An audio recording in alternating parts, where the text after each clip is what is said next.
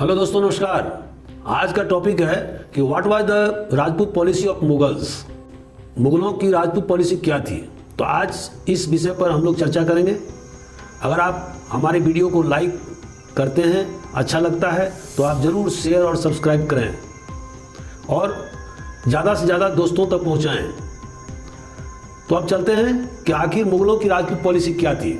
दोस्तों, जैसा कि आप जानते हैं कि मध्यकालीन भारत में राजपूतों को हराकर मुगलों ने अपनी सत्ता स्थापित किया था। सबसे पहले बाबर ने प्रथम पानीपत युद्ध में इब्राहिम लोदी को हराया था और उसके बाद बाबर का सामना राणा सांगा से हुआ, जो महाराणा प्रताप के ग्रैंडफादर थे। और खानवा के युद्ध में जो 1527 में हुआ, जो आगरा के पास में है, वहाँ पर राजपूतों को हारना पड़ा। और उसके बाद चंदेरी के मेदिनी राय, जो कि एक पावरफुल राजपूत राजा थे मध्य भारत में, उसे भी बाबर को हराना पड़ा। तो उस समय में राजपूत हिंदू समाज के पॉलिटिकल लीडर अर्थात राजनीतिक नेता थे और बिना राजपूत के समर्थन के कोई भी सत्ता अस्थाई या मजबूत हिंदुस्तान में नहीं हो सकता था। चूंकि मुगल्स सेंट्रल एशिया से आए थे और उनके साथ में विदेशी कमांडर्स, जनरल्स और नॉबल्स थे और ये अक्सर मुगल बादशाह के साथ धोखाधड़ी करते थे, उनके साथ षड्यंत्र रचते थे। तो मुगल्स ये चाहते थे कि हिंदुस्तान में एक ऐसा कौम हो जिसका कि उन्हें समर्थन प्राप्त हो और ताकि वह इनके समर्थन से विदेशी नॉबल्स को दबा सके। एक अन्य और तथ्य था कि राजपूतों के लगातार हारने के बावजूद भी मुगलों को वह विदेशी मानते थे और उन्हें हिंदुस्तान के सम्राट मानने से इनकार कर रहे थे। खानवा के युद्ध में और राजा मेदिनी राय के खिलाफ युद्ध में, दोनों ही युद्ध में बाबर ने जिहाद का नारा बुलंद किया था और हिंदुओं को काफिर कहा था। तो इस तरह से हम देखते हैं कि बाबर के द्वारा कोई स्पष्ट रूप से राजपूतों के साथ कोई नीति अख्तियार नहीं की गई थी। और यही हाल हुमायूं के समय में भी रहा। हुमायूं को चूंकि ज़्यादा समय नहीं मिला और उन्होंने रानी कर्णवती के द्वारा जो रिक्वेस्ट किया गया था बहादुर शाह के खिलाफ, क्योंकि बहादुर शाह चित्तौड़ पर बार बार आक्रमण कर रहे थे और उनसे बचने के लिए, सुरक्षा पाने के लिए हुमायूं से निवेदन किया था, जिसे कि हुमायूं ने ठुकरा दिया था। और ठुकराने का मुख्य कारण यह था कि वह एक इनफिडेल को, जो कि एक नॉन मुस्लिम थे, रानी कर्णवती, उसे वो एक मुसलमान के खिलाफ में मदद करना नहीं चाह रहे थे। तो इसका मतलब हुआ कि बाबर और हुमायूं दोनों ही राजपूतों को अपनी तरफ मिलाने के लिए कोई ज़्यादा प्रयास नहीं किया, बल्कि उन्होंने मिलिट्री ताकत से उनको दबाया, उन्हें हराया। इसी तरह से शेरशाह के समय में भी बारी बारी से शेरशाह ने मारवाड़, जयपुर और मेवाड़, रणथंभौर, कालिंजर, इन सभी राजपूत राजाओं को हराया। लेकिन उन्होंने बाद में, जब इन राजपूत राजाओं ने शेरशाह की अधीनता स्वीकार कर लिया या उनकी सॉवरेंटी को स्वीकार किया, तो उनके किंगडम और राज्य को इन राजपूत राजाओं को वापस कर दिया। मुगलों में सबसे पहले अकबर ने एक योजनाबद्ध तरीके से राजपूत पॉलिसी अख्तियार किया और उसका कारण क्या था? वह समझ चुके थे कि हिंदुस्तान में अगर लंबे समय तक राज्य करना है तो यह बिना राजपूतों के समर्थन के संभव नहीं हो सकेगा। दूसरा पॉइंट यह था कि उनका जो अपना भाई या रिश्तेदार या विदेशी नोबल, ये हमेशा षड्यंत्र करते रहते थे। और आप लोगों को जोधा अकबर फिल्म में आदम खान के बारे में जानकारी मिली होगी, जहाँ पर कि वो मालवा का गवर्नर नियुक्त किया गया था और उसके बाद उसने बहुत सारे पैसे हड़प लिए। उसने वजीर का भी कत्ल कर दिया और ऐसी हालत में आदम खान को मारना पड़ा और अकबर ने उसका कत्ल किया। तो इस तरह से अकबर को अपने चचेरे भाई, अपने रिश्तेदार से अक्सर विरोध का सामना करना पड़ रहा था, षड्यंत्रों का सामना करना पड़ रहा था। ऐसी स्थिति में राजपूत एक ऐसा कौम था जो उसको पूरी तरह से मदद कर सकता था और साम्राज्य को मजबूत कर सकता था। आखिर अकबर की राजपूत पॉलिसी क्या थी? सबसे पहला पॉलिसी था मैट्रिमोनियल अलायंस, वैवाहिक संबंध। लेकिन यह वैवाहिक संबंध कोई जोर जबरदस्ती का नहीं था। आमेर के राजा भारमल की बेटी के साथ में उनका वैवाहिक संबंध स्थापित हुआ था। बाद में भगवान दास की पुत्री के साथ सलीम का, जो बाद में जहांगीर बने, उनकी शादी हुई थी। बहुत सारे राजा रजवाड़ों को जोर जबरदस्ती नहीं किया गया, जैसे कि रणथंभौर के हाड़ा को छूट दी गई कि अगर वो मैट्रिमोनियल अलायंस करना चाहते हैं या नहीं चाहते हैं, उन पर निर्भर करता है। और यह वैवाहिक संबंध इस आधार पर सुनिश्चित किया गया कि जो राजपूत महिला की शादी होगी उन्हें धार्मिक आज़ादी दी जाएगी। ऐसा नहीं था कि पहले राजपूत लड़कियों के साथ में मुसलमान राजाओं की शादी नहीं होती थी, लेकिन पहले के ज़माने में जो शादी होती थी वहाँ पर राजपूत महिला गुमनाम हो जाती थी, वो दोबारा पुनः मायके नहीं आ पाती थी, उनका धर्म परिवर्तन हो जाता था। पहली बार अकबर ने यह सुनिश्चित किया कि राजपूत रानियों का धार्मिक परिवर्तन नहीं किया जाएगा, उन्हें पूजा की विशेष छूट रहेगी। अकबर ने जजिया टैक्स को खत्म कर दिया, पिलग्रिमेज टैक्स को भी खत्म किया।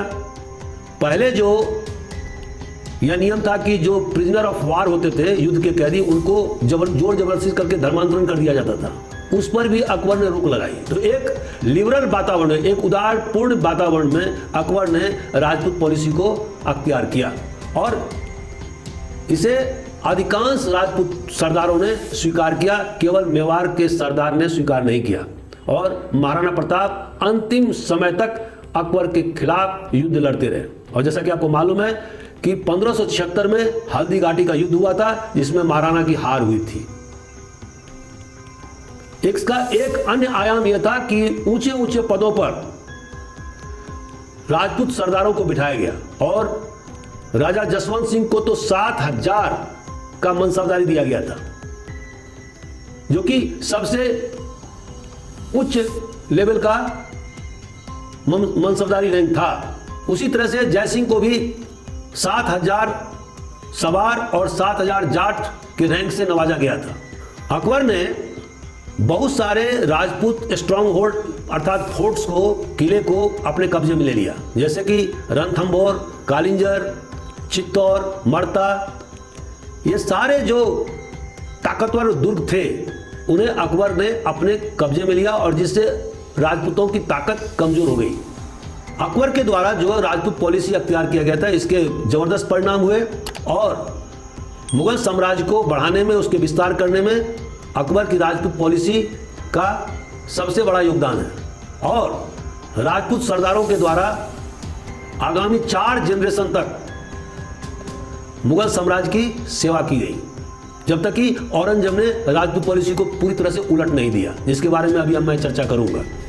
अकबर के द्वारा जो राजपूत पॉलिसी अख्तियार की गई थी, इसका एक गलत जो इफेक्ट हुआ, परिणाम हुआ, वह यह था कि राजपूत जो अपने स्वतंत्रता के लिए जाने जाते थे, वह सदा के लिए अपने स्वतंत्रता को छोड़ दिया। लेकिन राजस्थान में शांति कायम हो गई और जिससे दूर दराज के इलाके में राजपूत सरदार मुगल साम्राज्य को मजबूत करने के लिए युद्ध लड़ते रहे और साम्राज्य का विस्तार करते रहे। जहांगीर ने भी राजपूत पॉलिसी अपने पिता के अनुसार ही बनाई, लेकिन अपने पूरे कार्यकाल में उनकी सबसे बड़ा जो अचीवमेंट है वो यह है कि महाराणा प्रताप के पुत्र अमर सिंह के साथ में 1615 ईस्वी में उनके द्वारा एक संधि कायम किया गया था और इसके पहले उन्होंने लगातार मेवाड़ पर दबाव बनाया। पूरा इलाका बंजर हो गया, युद्ध से पूरा इलाका अस्त व्यस्त हो गया और महाराणा के पास और कोई चारा नहीं रहा बल्कि वह मुगल सम्राट जहांगीर के साथ में संबंध स्थापित करे। और इस संधि का जो महत्वपूर्ण अवयव था वह यह था कि महाराणा ने मुगल सम्राट की अधीनता स्वीकार किया और उनका पुत्र प्रिंस करण मुगल दरबार में हाजिर होगा, लेकिन महाराणा पर वैवाहिक संबंध स्थापित करने के लिए जोर नहीं दिया गया। जहांगीर ने मेवाड़ को सारे इलाके जो मुगलों ने जीते थे उसे वापस कर दिए और चित्तौड़ दुर्ग भी वापस कर दिया, लेकिन एक शर्त रखा कि चित्तौड़ दुर्ग को रिपेयर या मरम्मत नहीं किया जाएगा। शाहजहां ने भी अकबर की राजपूत पॉलिसी को ही आगे बढ़ाया।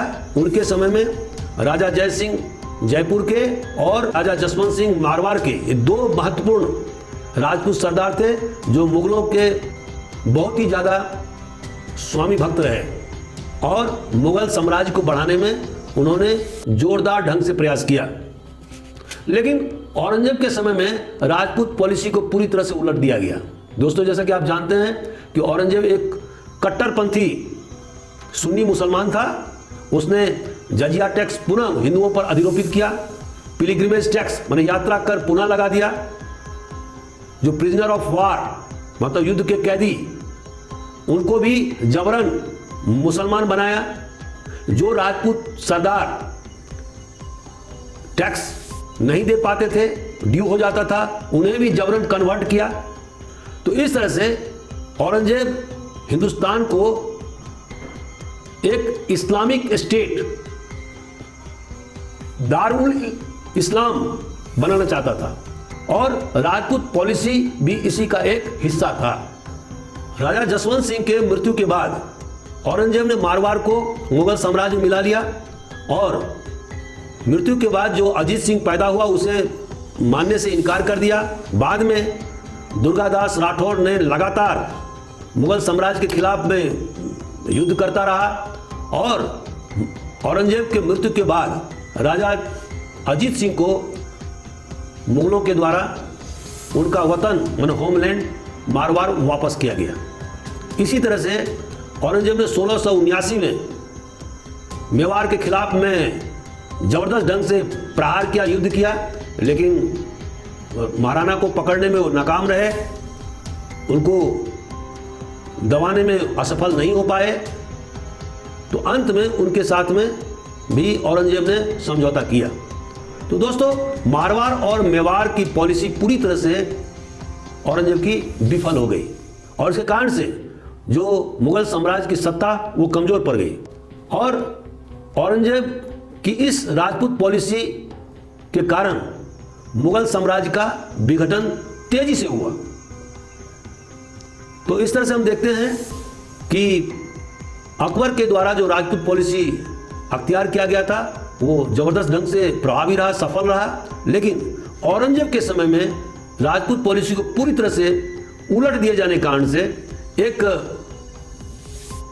दारुल इस्लाम की पॉलिसी अपनाने के कारण से और उसका जो इच्छा था कि पूरे हिंदुस्तान को हम एक मुस्लिम राज्य घोषित कर देंगे, तो इसके कारण से राजपूत पॉलिसी फेल हो गया और जितने भी बड़े बड़े राजपूत सरदार थे वह मुगल साम्राज्य से कटते चले गए और धीरे धीरे वह अपने आप को स्वतंत्र घोषित कर दे गए। तो आप देखेंगे कि औरंगजेब की मृत्यु के बाद में धीरे धीरे सारे राजपूत राज्य अपने आप को स्वतंत्र राज्य घोषित कर लिया, जो कि मुगल साम्राज्य पर एक बहुत बड़ा चोट था। तो निचोड़ यह है कि औरंगजेब की राजपूत पॉलिसी बहुत ही ज़्यादा सफल थी, जबकि औरंगजेब ने इसके जस्ट उलट काम किया और उसका परिणाम मुगल साम्राज्य को भुगतना पड़ा। तो आज का हमारा वीडियो कैसा रहा, इस पर आप अपनी टिप से जरूर अंकित करें। Thank you very much.